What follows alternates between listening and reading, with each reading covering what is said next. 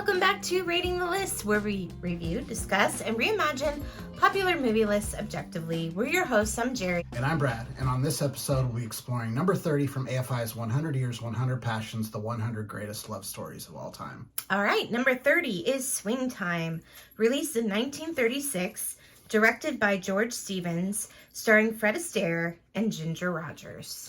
The synopsis for this movie musical is as follows. John Lucky Garnett, played by Fred Astaire, is a gambler and dancer set to marry Margaret. Not wanting him to retire, his dance act partners sabotage him by taking his pants to be altered and starting a craps game. He arrives late to the wedding. Margaret's father has sent everyone home. Lucky tries to mollify Margaret's father by saying he was earning $200. Her father tells Lucky he must earn $25,000 to demonstrate his good intentions. Having bet he would get married, Lucky pays all his earnings to the dance troupe except his lucky quarter. He and his pal Pop hop on the first freight to New York. Lucky meets Penny, played by Ginger Rogers, when he asks for change so he can buy cigarettes. After the cigarette machine dumps a load of coins and packs of cigarettes, Lucky insists on following Penny to repurchase the quarter. She is in no mood to deal with him. Pop sneaks the quarter out of her purse when she drops her things, but thinks Lucky did it. After an incident with the police, he follows her to her job. She is a dance instructor, and to apologize, he accepts a dance lesson. The lesson is a disaster, and Penny is fired, along with the receptionist, Mabel, for being rude to Lucky and Pop. Lucky dances with Penny in front of him to show how good a teacher she is. They dance flawlessly. Her boss gives Penny her job back and sets up an audition at the Silver Sandal nightclub for Lucky and Penny.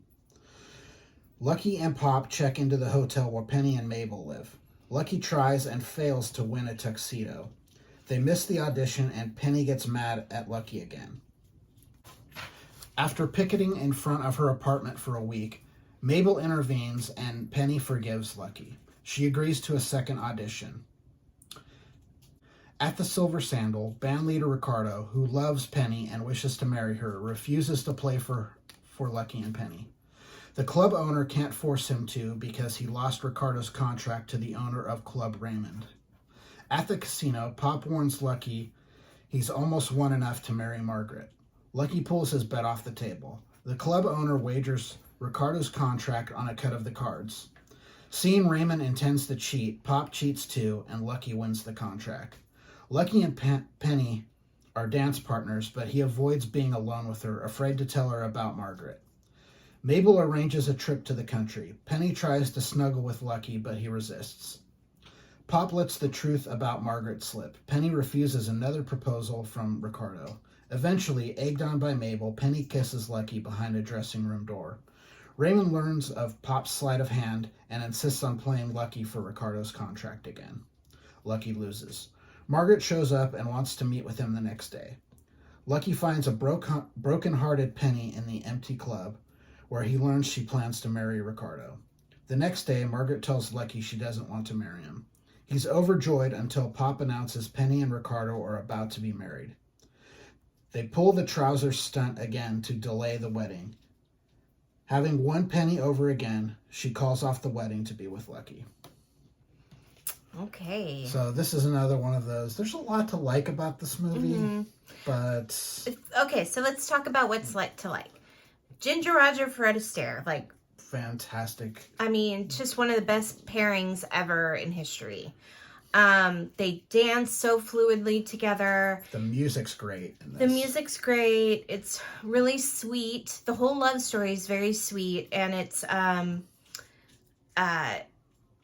he's trying to do better. He keeps it under wraps about his whole thing with this fiance, right? He's essentially playing a lovable loser. Yes. At the end of the day, when you look past the fact that this is Fred Astaire, Lucky is a loser. He is. He really is. Loser. But he's trying to make things better in his way, right? And, I guess. And, so at the end of the movie, maybe they start doing more things together in entertainment, and so they start doing better. I don't know. But yeah, he is kind of a loser. The guy, his dad, is that his dad? No, it's his friend. His Pop. friend, Pop, like, also a loser, doesn't help him in many situations. I mean, he helps him keep his story straight. He helps him keep his story straight, but I mean, he's also part of the whole setup in the beginning where, you know, all these guys that are in this dance troupe together with Pop and Lucky, they don't want him to get married because they don't want him to retire because, you know, he's fun to be around. He's part of their dance troupe. He's a great dancer. He's a great dancer, so that's how they make money. He's also kind of proven to be a shitty gambler, so they clearly win money off of him. Yes. And, you know, they all bet against the fact that he's going to get married and then to completely set him up not to do so. So, you know, that $200 that he earned that he was so proud to tell, you know, Margaret's father about, he ends up having to give all of it away except for, you know, his lucky quarters, the only thing that he keeps. Yeah. So he's just like up and down. The way that they play a gambler, you know, they do it in a fun way, but they do it also pretty realistically. Is he doesn't have any regard for money, which is very typical of true gamblers. Money is a way to keep score. So the actual value of the money is not really, really important. What's important is you have the money, so therefore you've won. But the actual having of the money doesn't make a whole lot of difference to someone like him. Yeah. And they play that pretty well.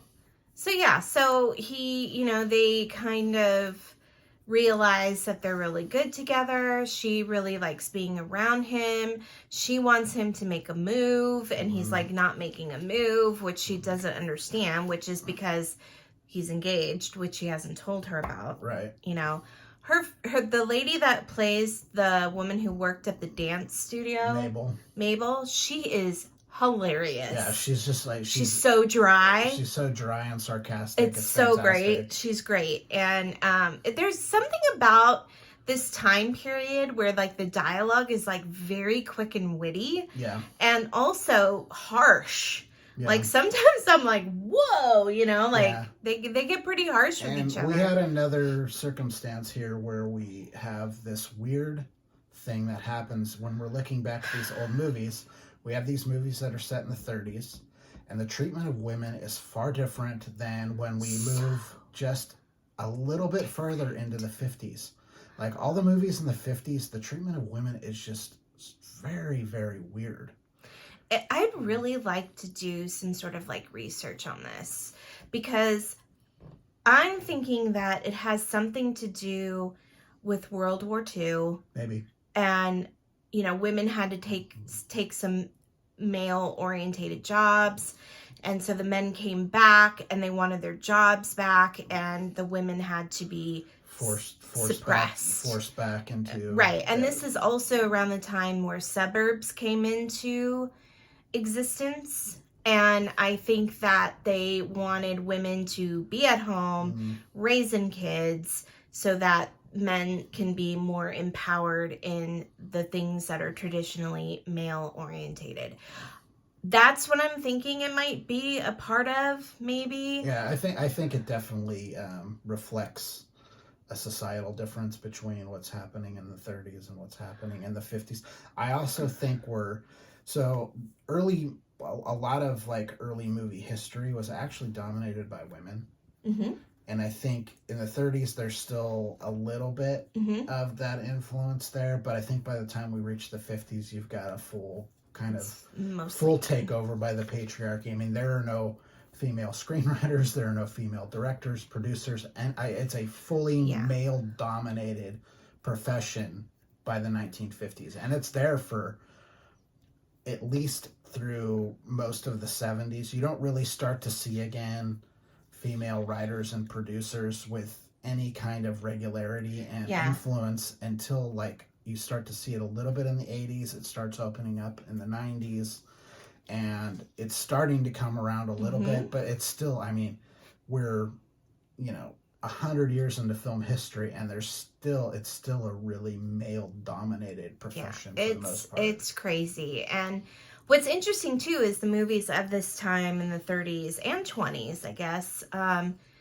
they really had, the women were seen as equal, and a lot of the women in our stories have professions. Yeah. And they're fairly independent too. Like, yes, they want to fall in love, but that doesn't, falling in love with a man is not like, it doesn't violate some, feminist law or whatever. Right. It doesn't mean that she's not going to be a strong individual person. And on the flip side of that, a lot of the male characters that are the love interests in these movies aren't trying to change the women into being something that they're not either, which I think you do see in some of those movies that we've watched from the 50s. Yeah, I mean, this girl's like, she's a dance instructor. She's trying to make something more of herself, and, he enhances her dancing, and then they start doing that together. And she's clearly not in a position where she feels like she has to get married. She has turned down Ricardo. He's a band leader, so he's got a good job. And she's turned him down, it sounds like, multiple times. He's been pursuing her for, some period of time, clearly long enough to fall in love with her and ask her to marry him multiple times. And she's turned him down every single time. And when she actually finally says yes, it's almost out of, giving up to some extent. Yeah, because she thinks Lucky, was going to get married. And so she thought, okay, I'll just move on. Yeah. So it's such a contrast to a lot of the stuff that came out in the 1950s. It's so bizarre. It's like we were this big thing, and then we just lost it somehow, us women. I don't know what happened. Yeah. Do we want to talk about the Bojangles in the room? Oh, God, you guys. So there's a sequence in the middle of this. So this takes place towards the latter half of the second act of the movie. It's right before the third act starts, where, they are both, they're professional dancers at this point working at the club, and for reasons unknown to anyone, perhaps the director and maybe Fred Astaire, they do this sequence, which is pitched as, if you go online and look if you look at IMDb, it's shown as a appreciation, a dedication of Bojangles. So if you don't know who Bojangles was, he was a African American performer, tap dancer, very famous in the 20s. He was at a time he was the highest paid African American performer anywhere. So he's legitimately revered by someone like Fred Astaire, but you don't have to do it in blackface, which they did. So, and it's terrible. I'll give you an example from my personal life. My favorite baseball player of all time is Rickey Henderson. Rickey Henderson is an African American. I am not.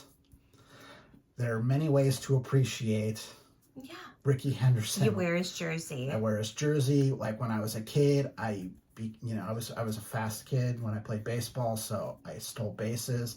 I slid head first, exactly like Rickey Henderson did. I used to do the finger thing like Rickey Henderson did when he was leading off. I did all that stuff. What I didn't do was wear blackface. Yeah, no, that's not how you pay tribute to somebody. You can pay tribute in all kinds of ways, and the sequence, there just needed to be a sequence. So the whole point of this scene was he's performing and notices that Margaret has shown up and she's in the audience. This is what's going to kickstart us into the third act. It's an oh shit moment. Oh shit, Margaret's here. I still haven't told Penny about Margaret. Everything's kind of crumbling down on me.